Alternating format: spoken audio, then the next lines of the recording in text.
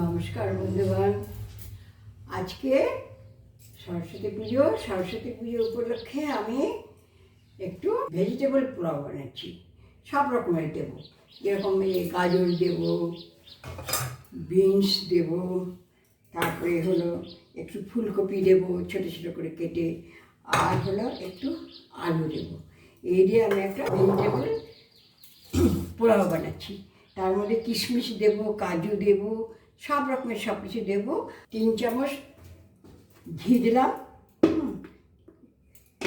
3 table spoon আমি ঘি দিলাম, আর এই আন্দাজের উপরেই আরেকটু দেব। আমার চাল আছে হচ্ছে হাফ কেজি চাল আছে। হাফ কেজি চালের আমি পোলাও বানাবো। এবারে এই তেলটা এর থেকে বেশি তেল দেবো না। এইবার আমি চালটাকে একটু ভেজে নেব।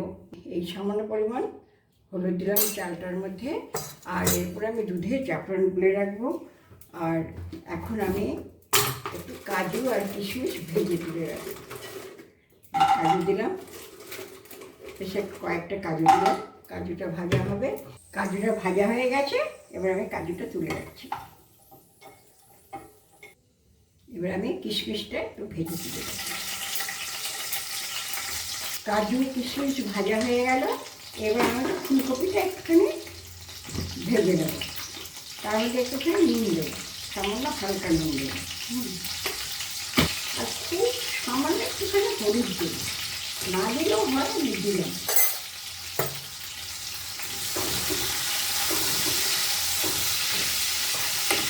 এর মধ্যে আমি আলুটাও দিয়ে দিলাম, একটু আলু দেবো, আমার আলু দিলে ভালো লাগে খেতে। এর একটুখানি আলু দিলাম। এগুলো একটু ভাজা হয়ে গেল। এবার আমি বিনস দিয়ে দিলাম। এগুলো বেশি ভাজার দরকার নেই, অল্প সাতলালেই হবে। তারপর আমি এই গাজরটা আছে, গাজরটা একটু দিয়ে দিলাম।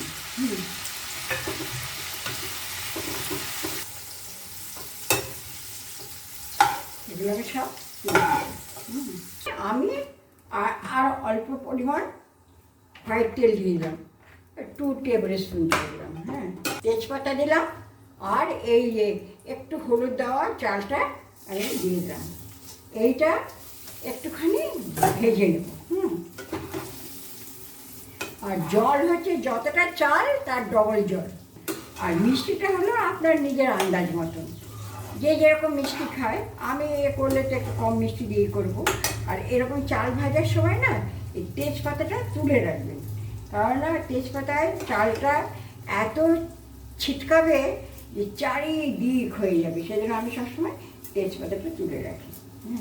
এই যে আমি একটা কাপড় নিয়েছি, এর মধ্যে আমি দেব দারচিনি দিলাম, 4টা এলাচ দিলাম, এই গরম দুধ নিলাম,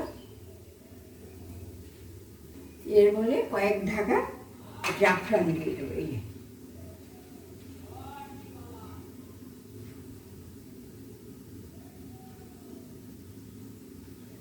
জাফরানটা দুধের মধ্যে আমি দিয়ে দিলাম। জাফরানটা দুধের মধ্যে দিয়ে দিলাম। আমার চালও ভাজা হয়ে গেছে। চালটা যখন দেখবেন যে একদম জল চলে গেছে, চুটপুট আওয়াজ হওয়ার দরকার নেই, মোটামুটি ভাজাটা বুঝতে পারবেন আপনারা। এই যে চাল ভাজা হয়ে গেছে।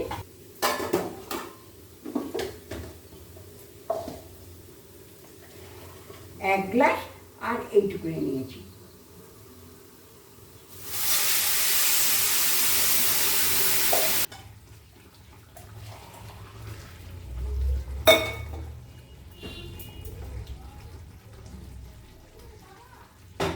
পরিমাণ মতো নুন দিয়ে দিলাম।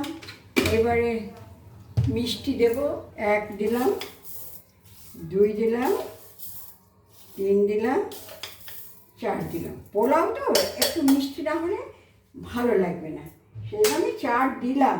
যদি লাগে তখন আবার টেস্ট করে দেওয়া যাবে। খুব বেশি মিষ্টি হলেও ভালো লাগবে না, আবার কম মিষ্টি হলেও এটা ভালো লাগবে না। আচ্ছা, এইবারে এটার মধ্যে আমি সব এই যে আনাজগুলো যে ভেজে রেখেছিলাম, সেই আনাজগুলো সব দিয়ে দিলাম। এই দেখুন, এটাই ভুলে গিয়েছিলাম, এইটাই তো দিতে হবে, তা নাহলে সেন্ট হবে কী করে। এইটা দেব, পরে জাফরানের জল দেব, কিন্তু আমার যতদূর মনে হচ্ছে এটাতে হবে না, বুঝলেন তো, এটাতে মনে হয় হবে না। হ্যাঁ, একটু চালটা একটু বেশিই হয়ে গেছে। আসলে দু একজনকে একটু দেবো বলে আমি একটু বেশি করে করেছি, তা আমাকে এই রাইস কুকারেই বসাতে হবে। আমি রাইস কুকারে বসিয়ে দিচ্ছি, তাহলে রাইস কুকারে আমার চট করে হয়েও যাবে। আর আপনাদের ওই দেখিয়ে দিলাম কতটা জল পরিমাণ দিতে হয় না হয়, সিমে রাখতে হয়, সব দেখিয়ে দিয়েছি। চিনি টিনি সব দেওয়া হয়ে গেছে, ওই পুলটুসটাও দেওয়া হয়ে গেছে, শুধু জাফরানটা দেওয়া হয়নি, তাই তো? আচ্ছা, জাফরানটাও আপনাদেরকে দেখিয়ে দিচ্ছি। হ্যাঁ, তারপরে আমি ওখানটা ঢেলে দিচ্ছি। জাফরানটা দিয়ে দিলাম। জাফরানটা দিয়ে দিলাম। এইবারে আমি আমার রাইস কুকারে ঢেলে দিই আমার পুরোনো পদ্ধতিতে।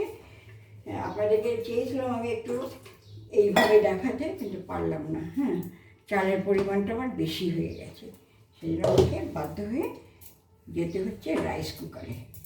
রাইস কুকারে যে যাবো সেটাও তো তুলতে হবে কিছু দিয়ে, না তো পড়ে যাবে। ওইদিকে রাইসটা হতে থাক, আমি এদিকে ততক্ষণ একটুখানি চাটনি করে নিই। হ্যাঁ, চাটনি করার জন্য আমি একটু দেবো সর্ষের তেল, অল্প একটু। চাটনিতে বেশি তেল লাগে না, অল্প একটু সর্ষের তেল দিলাম। ফ্লেভার আনার জন্য আমি সামান্য একটুখানি ছোট্ট একটা টুকরো শুকনো লঙ্কা দিলাম। 1 টিস্পুন আমি 5 ফোড়ন দিয়ে দিলাম। টমেটো দিয়ে দিলাম, আর খেজুরও দিয়ে দিলাম টমেটোর সঙ্গে। পরিমাণ মতো নুন দিলাম, খুব সামান্য হলুদ দিলাম। এইবারে এটাকে আমি একটু ঢাকা দিয়ে দেবো, তাহলে জলটা বেরোবে। সেদ্ধটা তাড়াতাড়ি হয়ে যাবে। ঢাকা দিয়ে দিলাম 2 ফালি আর কি, পাতিলেবুর রস দেবো নামাবার আগে। আর একটুখানি আদা গ্রেট করে দেবো আজকে। আর আদা দেবো না, আদা আছে আমার বাগানে, কিন্তু কে যাবে আবার আনতে। একটুখানি আদা যদি গ্রেট করে দেন তাহলেও ভালো লাগে খেতে। চিনি এখন দেবো না, চিনি এখন দিলে টমেটোটা সেদ্ধ হবে না, যে মিষ্টি পড়ে গেলে সেদ্ধ হবে না, সেজন্য আমি চিনি পরে দেবো। এই যে আম শুকিয়ে রেখেছিলাম আমি, এই যে টমেটোটা সিদ্ধ হলে এই আম ফলসি, এটাকে বলে আমরা আম ফলসি। আপনারা কি বলেন জানি না, আমসিও বলে ফলসিও বলে। তো এই ফলসিটা দিয়ে দেবো। আমার রাইস কুকারে রাইসটা হয়ে গেছে। এইবারে আমি ফুলকপির বড়া আর বেগুনি করব। তো বেসনে দিয়েছি, চালের গুঁড়ো দিয়েছি, আর একটু খাবার সোডা দিলাম। হ্যাঁ, খাবার সোডা বেশি দিতে নেই, এই সামান্য দিয়েছি। টমেটো সেদ্ধ হয়ে গেছে, এর মধ্যে আমি চিনি দেবো। এই আমের যে ইয়েটা ফলসিটা সেটা দিয়ে দিলাম। 1 2 3 দিলাম। আদা গ্রেট করে দিচ্ছি। পাতিলেবুর রসটা দিয়ে দিলাম। আর নামাবার আগে একটুখানি কর্নফ্লাওয়ারের গুঁড়ো দিয়ে দেবো। আর আপনাদেরকে আমি বলছি, এই যে আমি বেসনটা গুলিয়েছিলাম, হ্যাঁ, এটার মধ্যে আমি 4 টেবিল স্পুন চালের গুঁড়ো দিয়েছিলাম, 4 টেবিল স্পুন বেসন দিয়েছিলাম, আর খাবার সোডা অল্প পরিমাণ দিয়েছিলাম, আর হলো একটু নুন, হলুদ, একটা কাঁচা লঙ্কা গ্রেট করে দিয়েছি। তারপর ওটাকে ফেটিয়েছি। ব্যাটারটা করেছি আমি। ব্যাটারের মধ্যে আমি 1 বা 2 চামচ গরম তেল দেবো, তাহলে কী হবে, খাস্তাটা ভালো হবে। এটা অনেকেই জানেন, তবু আমি বলছি। এইবারে এটাকে আমি ভালো করে ফেটাবো, খুব ভালো করে ফেটিয়ে তারপরে বেগুনিটা ছেড়ে দেবো। এর মধ্যে কালো জিরে দিয়েছি, কাঁচা লঙ্কা দিয়েছি,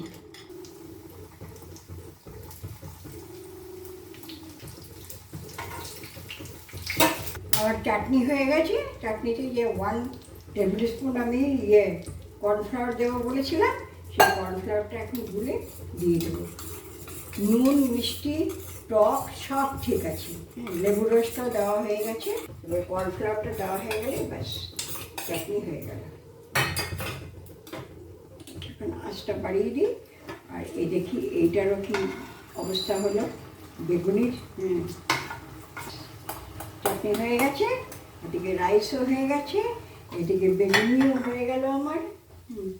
এবার বেগুনিটা তুলে আমি ওই ফুলকপির বড়াটা ভেজে আমার হাজব্যান্ডকে খেতে দেবো। এই যে আমি ফুলকপির বড়ার জন্য যে ফুলকপিটা কেটেছি, সেটা একটু হালকা নুন দিয়ে সেদ্ধ করে রাখবো। কপির ভিতরে কোনো পোকামাকড় থাকলে সেটাও বেরিয়ে যাবে, আর কপিটা একটু নরম হবে, ভাজলে পরে একটু নরম হবে, তা না হলে শক্ত লাগবে। বেসনে ডুবিয়ে করবো তো।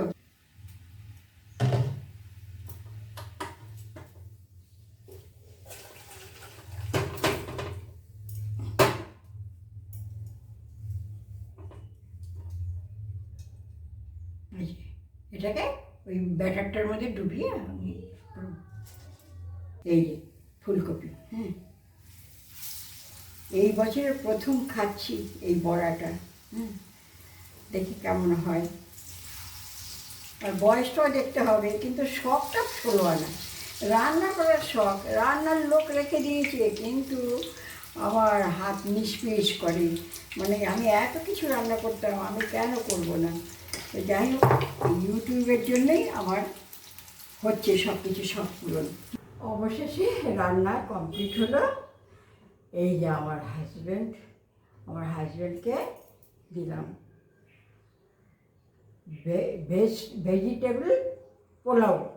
ভেজিটেবল পোলাও করেছি। তার মধ্যে কী কী দিয়েছি আপনাদের জানিয়েছি।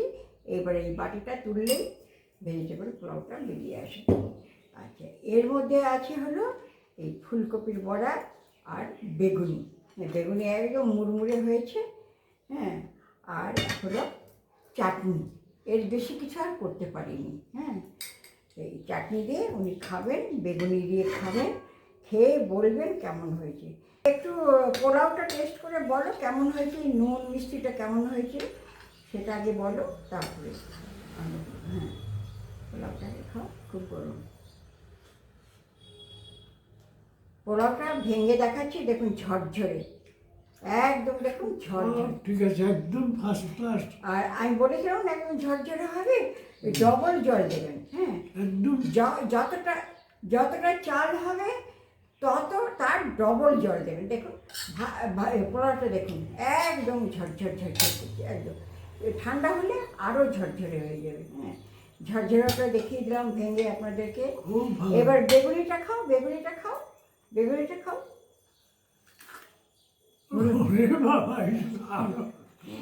মুড়মুড়ে হয়েছে।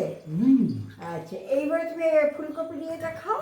এই তো রান্না হয়েছে আজকে। হ্যাঁ, ফুলকপিটা খাও। ওই হ্যাঁ, এদিক থেকে খাও, খাওয়ার জন্য পাগল হয়ে যাবে। খেতে খুব ভালোবাসতো, কিন্তু এখন দাঁতের প্রবলেম, চোখের প্রবলেম, কানের প্রবলেম, অনেক প্রবলেম। হ্যাঁ, হয়েছে, ঠিক আছে। আচ্ছা, এবার চাটনিটা একটুখানি টেস্ট করে বলে দাও। আম ফলসিটা খাবে পরে। এই যে একটা আম ফলসি দিয়েছি, আম ফলসিটা আবার তো আমের সিজন এসে যাবে। আচ্ছা, ওকে, থ্যাংক ইউ। ওনাকে খেতে দিয়ে দিয়েছি, এবারে আমি খেতে বসবো। ওকে, তবে বলে রাখি, দেখবেন, দেখে ভালো লাগলো কি মন্দ লাগলো সেটা বলবেন, লাইক করবেন, কমেন্টস করবেন, সাবস্ক্রাইব করবেন এবং পারলে শেয়ার করবেন। হ্যাঁ, ওকে, থ্যাংক ইউ।